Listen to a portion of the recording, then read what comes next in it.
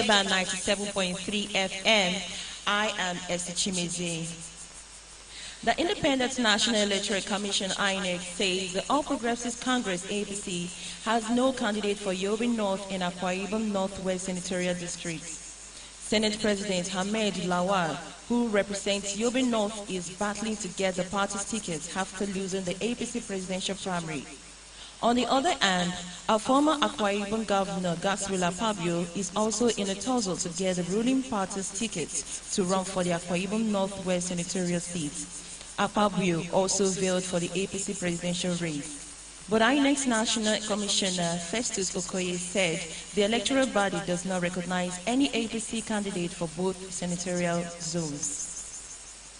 In the meantime, ahead of the 2023 general elections, the Socio-Economic Rights and Accountability Project has asked the Independent National Electoral Commission (INEC) to allow 7 million Nigerians to complete their voters' registration. SERAP made the call in a statement by its Deputy Director, Kolawole Oluwadare, warning that failure of the electoral body will attract legal action. According to the rights group, INEC recently disclosed that out of 10,487,972 Nigerians who carried out their pre-registration online, only 3,444,378 completed the process at a physical center. Sarah believes that the right to vote is also the right to be given the time and opportunity to complete the registration process so that it can be effectively exercised. In the meantime, the Labour Party presidential candidate Peter Obi has been criticized over the attitude of his followers. Deji Adeyaju, a social-political activist, accused Obi of breeding terrorists.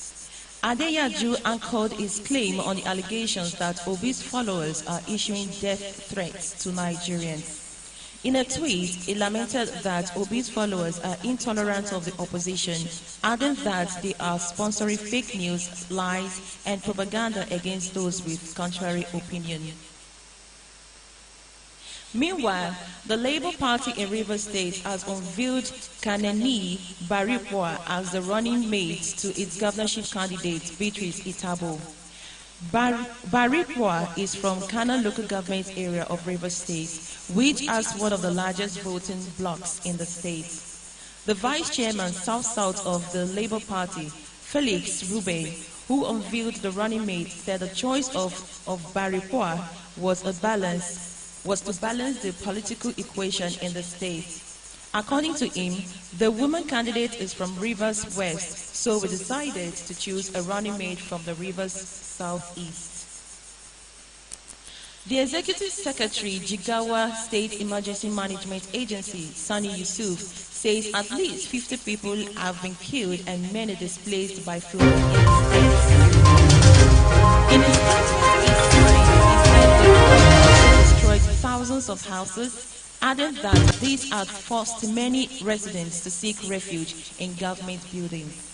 According to him, some of the victims are from Balangu village, where over 237 houses were submerged and 4 people killed, adding that the state government recorded so many numbers of displaced persons in about 11 temporary camps. He added it advised people in the state, especially those close to riverbanks, to relocate to a safer place, as NIMET had predicted more flooding in some parts of the north, including Jigawa.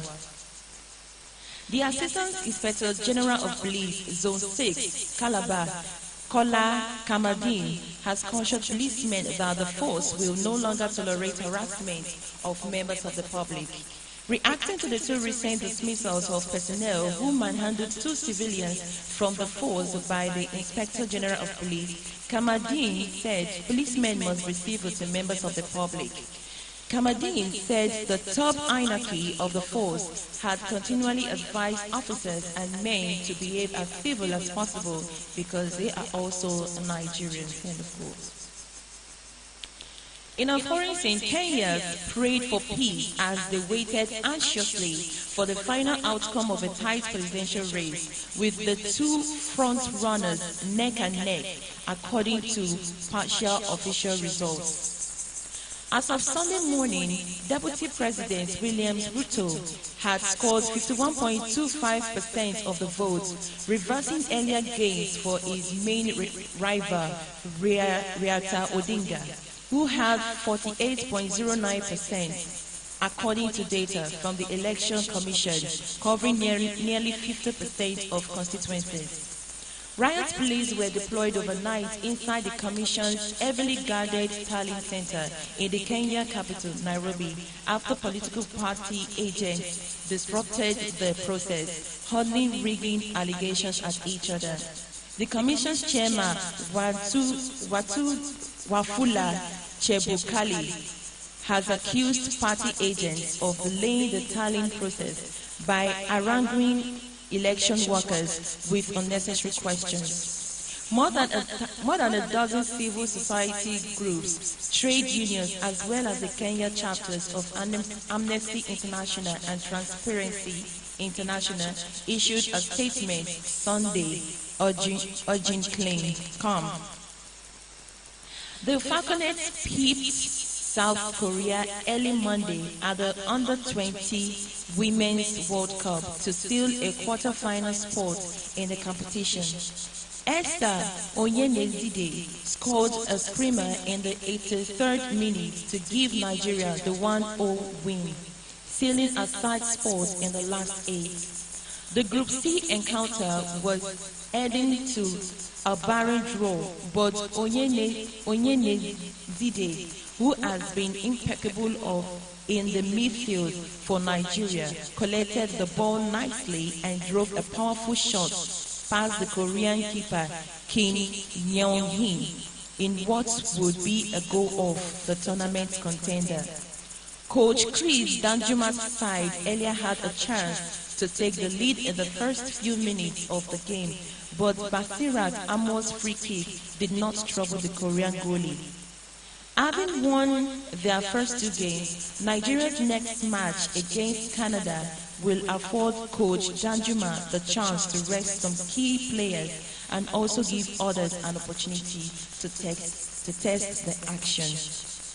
And that will be all for now. Thanks for joining us. I am Esther Chimizi. Do have a wonderful afternoon.